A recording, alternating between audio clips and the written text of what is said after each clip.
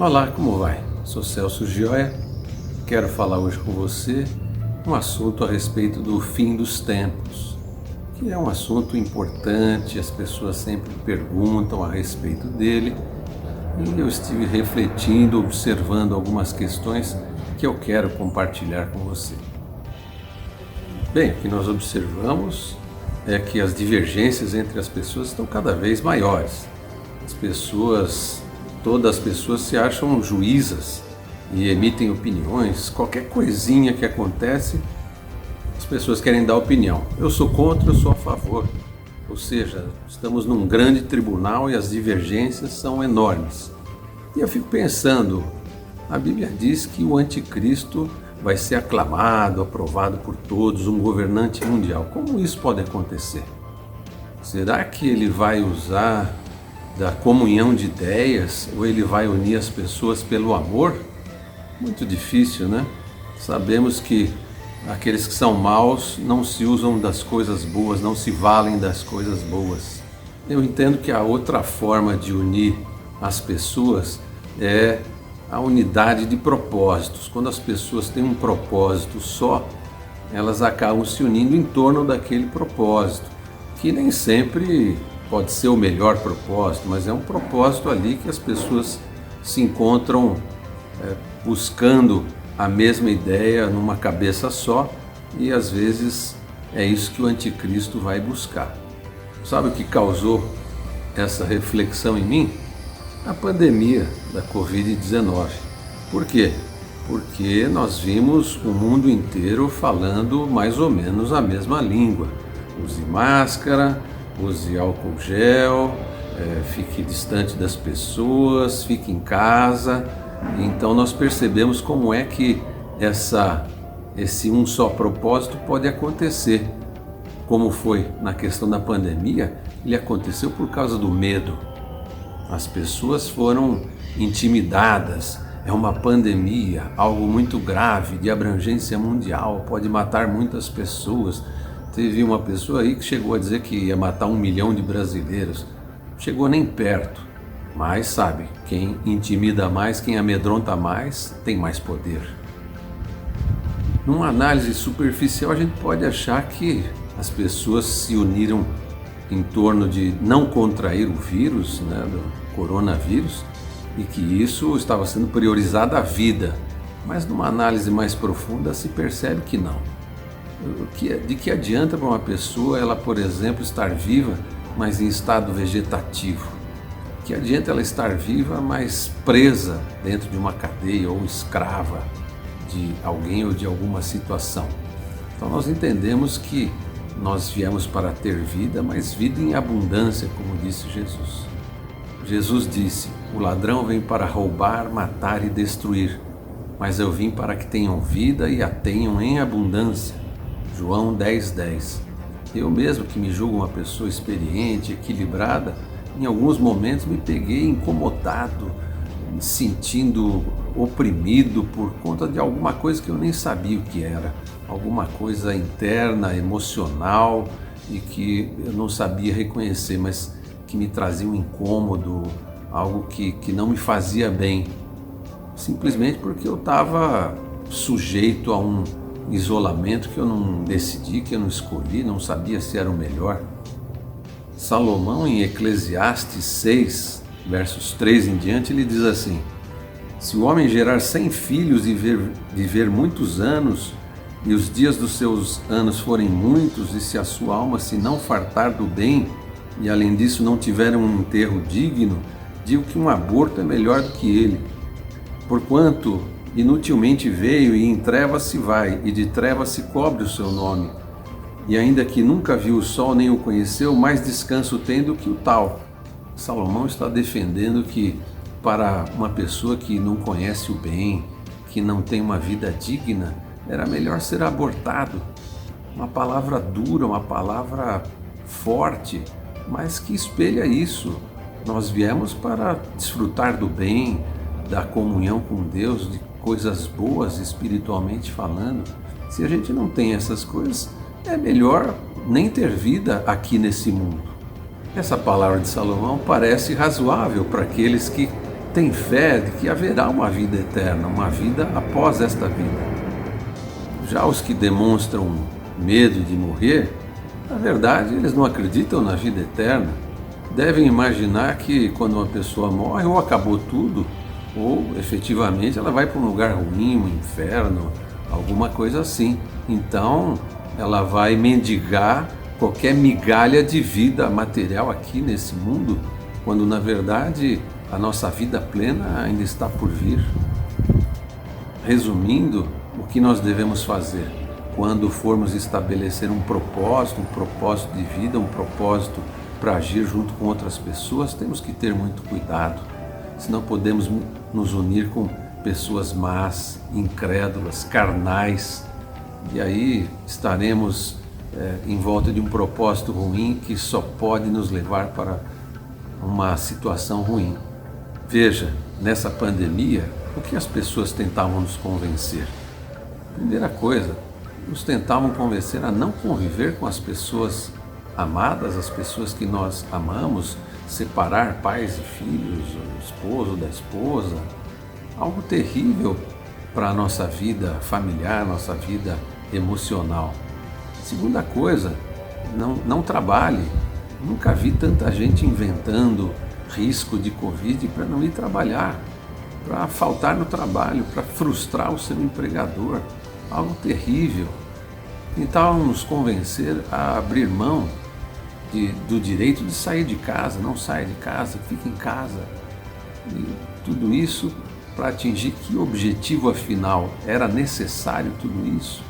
Outra coisa que nós ouvimos muito: faça isso, faça aquilo, da boca de quem nunca fez.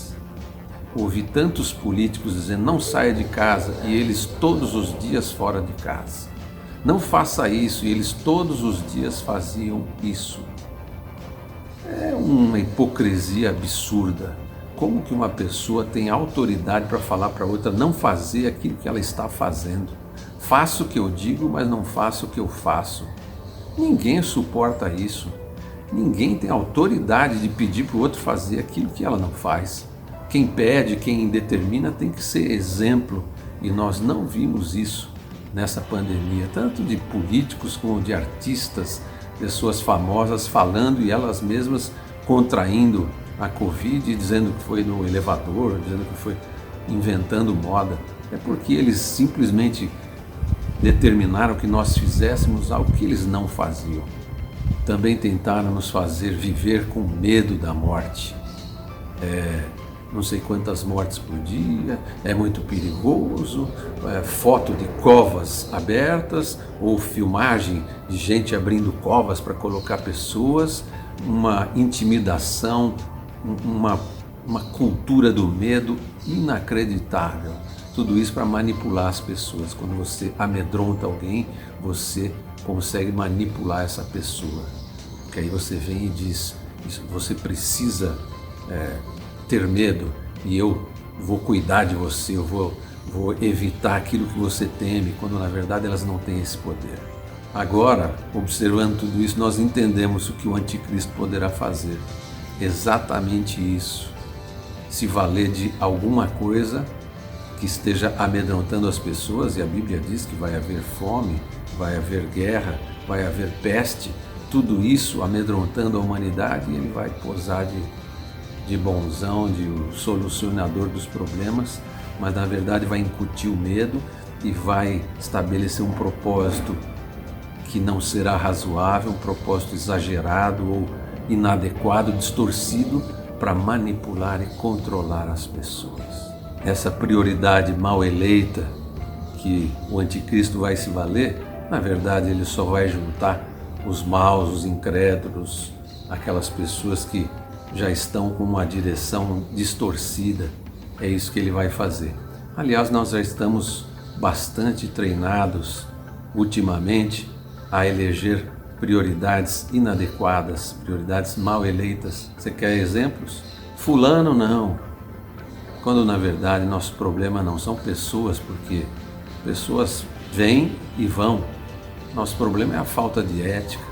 Nossos problemas são condutas equivocadas, inadequadas. Mas o propósito mal dirigido, a prioridade mal eleita, vai tentar colocar a culpa em pessoas que nunca serão perfeitas. Outra prioridade mal eleita é: vamos proteger a vida das mulheres, o feminicídio. Mas nós sabemos pelas estatísticas que morrem mais homens do que mulheres vítimas de assassinato, de homicídio. Então, devemos proteger todas as vidas, não só de um gênero, de uma classe, de um grupo.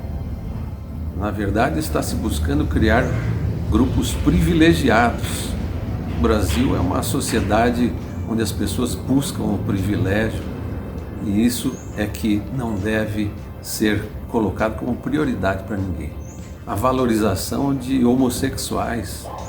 Isso é homofobia, isso não pode criticar, não pode falar mal. Quando na verdade todos devem ser protegidos, héteros também. A violência contra qualquer pessoa, seja homossexual, seja heterossexual, ela deve ser repelida, ela deve ser combatida. Então é algo que serve para todas as pessoas e não para alguma classe de opção sexual. As pessoas colocam como prioridade defender o aborto. O aborto porque a mulher não se preveniu, ou pela promiscuidade do comportamento dela, vai justificar a morte de um inocente, um feto, um nascituro que é inocente, que não pediu para nascer, mas já tem vida. Então devemos proteger todo tipo de vida. Outra prioridade mal eleita: menores de idade não podem trabalhar. Mas eles acabam caindo aonde? Num país de terceiro mundo como o nosso, caem no tráfico de droga, acabam sendo mão de obra para o tráfico de droga, ou para o banditismo, caem nas gangues, nas milícias, quando na verdade deve-se analisar com equilíbrio a situação. Menor não pode trabalhar, é algo muito genérico. Eu creio que é isso que o anticristo vai fazer. Vai inventar mais uma prioridade mal eleita e vai arrebanhar todos os maus, os incrédulos, para juntamente com ele buscar oprimir a todos, parecendo que vai fazer alguma coisa de bom, mas só vai destruir vidas. E essas pessoas más, incrédulas, vão perseguir aquelas que se opõem, que são os bons, aqueles que creem, aqueles que têm fé, vão ser perseguidos, como sempre acontece.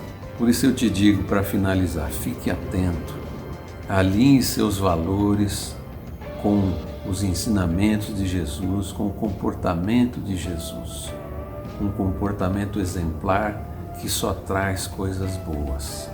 Eleja prioridades que tragam benefícios a todos, bem comum, isso é a ética, e não a um grupo de privilegiados, que é o que mais tem acontecido ultimamente. Se você estiver traçando um propósito de acordo com o medo, eu estou com medo, estou sentindo medo, você deve entender se está sentindo medo ou não. Pode ter certeza que vai ser traçado um mau propósito, porque com base em coisas ruins só podem vir coisas ruins. Una-se a outras pessoas com o vínculo do amor, não por qualquer outro motivo, ódio, medo, qualquer outro sentimento que não o amor. Por fim, o grande propósito, não aquele que vai mover o anticristo no final dos tempos, que vai introduzir a grande tribulação, é um propósito abençoado, grandioso, e também será um propósito que jamais desprezará a fé, porque nós vivemos num mundo, esse mundo físico, carnal, ele não é o nosso objetivo final. A Bíblia diz: o mundo jaz no maligno. Ou seja, nesse mundo aqui nós jamais atingiremos aquela felicidade, a unidade, a união entre os povos. Jamais acontecerá nesse sistema aqui, nesse mundo, com esse corpo que nós temos. Portanto, não adianta nem tentar. Pessoas que ficam sonhando com isso são pessoas iludidas, ingênuas, estão no engano do inimigo, porque a vida perfeita, alegre, feliz que nós sonhamos só pode e só existirá ao lado de Jesus Cristo, nosso Senhor e Salvador. Espero que você tenha gostado dessa mensagem e nós nos vemos no próximo vídeo.